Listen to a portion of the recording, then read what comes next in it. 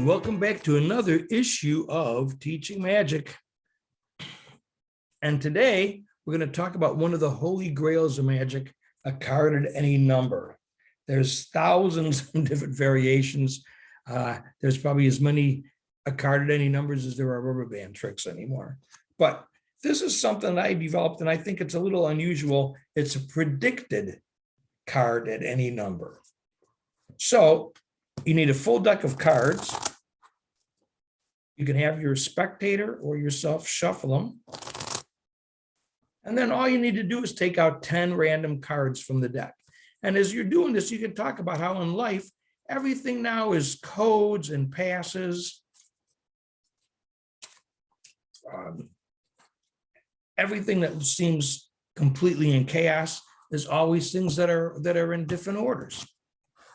So now you want to take these 10 cards, let them shuffle them. They really have a free choice of any cards. They can shuffle as much as they want. Once more, as they're doing that, you can come back and show that the cards are all mixed. Say, look, I'm just going to make a little guess here about a suit and a value of a card. There's the value. There is the suit. I'll just leave these over here. Value and suit. If you have little sticky notes, you can actually put a V and an S on these if you'd like. But now, once they think these cards are shuffled, ask them to take any 4 cards. So I'm going to tilt this down a little bit. So they can actually have a free choice of any 4 cards. You take the rest of the cards they didn't use, put them back in the deck. Now, see what they have. 3, 5, a 2, and an 8. Completely random numbers. You say this is going to be like your password code. And of course, we have to make things equal 10 because there's 10 numbers. So we have 3, 4, 5, 6, 7, 8, 9, 10, 5, 6, 7, 8, 9, 10, 2, 3, 4, 5, 6, 7, 8, 9, 10, 8, 9, 10. Once we've done this, we've added a little bit more chaos and made everything even a little bit more random, haven't we? But let's look at these 4 cards that you picked. 8 and 2 is 10, and 5 is 15, and 3 is 18.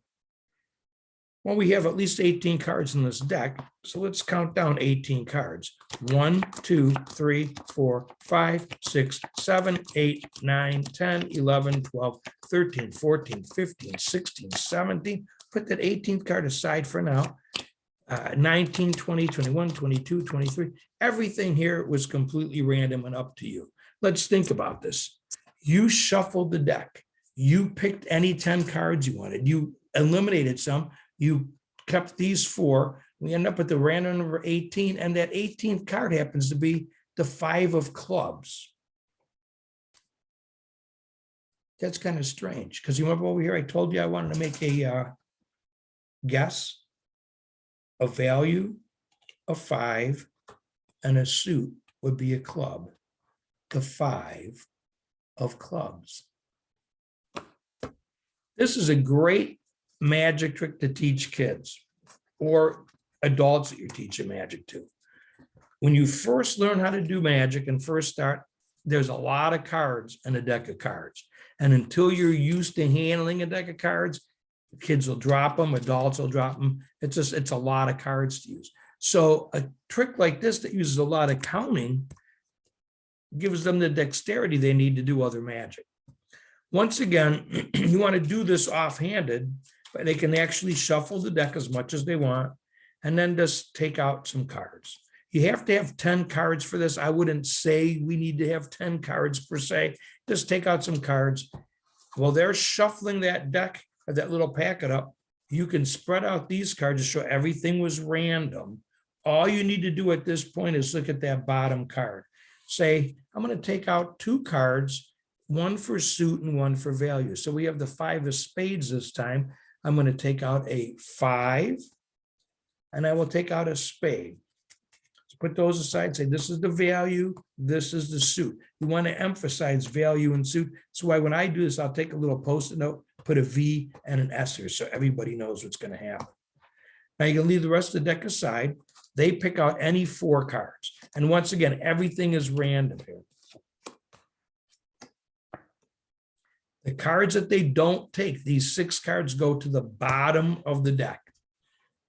It's the only thing that you have to worry about because this pretty much works strictly by itself.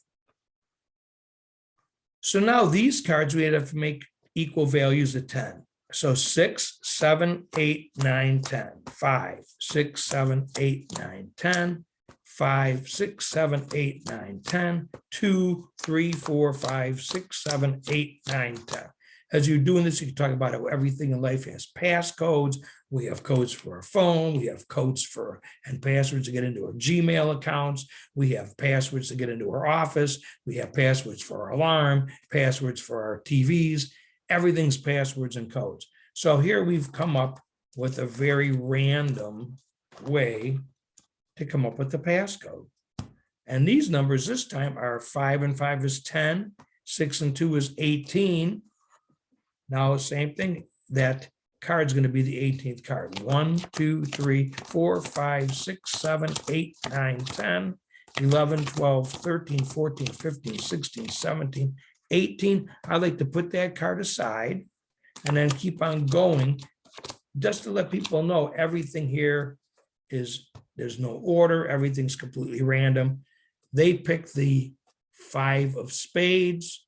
And once again, remember you made your value, which was a 5, and the suit, which was a spade. So your predicted card at any number works again. It's a great effect. I haven't found this anywhere. There's a lot of tricks that use 13 cards where you count, and I really didn't want to do that. That takes a lot of counting and it's a lot of math for kids. Keep things under 10. They can usually do it pretty easy. This is a perfect trick to teach somebody. It's a nice effect. You know, they're going to do something at the kitchen table. I wouldn't do this in a show because it takes a long time. But you have to remember, when you teach kids or adults magic, they're not doing shows like we do. They're at their living room and the family room. They're at a picnic, and people say, "Oh, you can do magic? Show us a trick." And this is a perfect, nice thing. It involves the audience.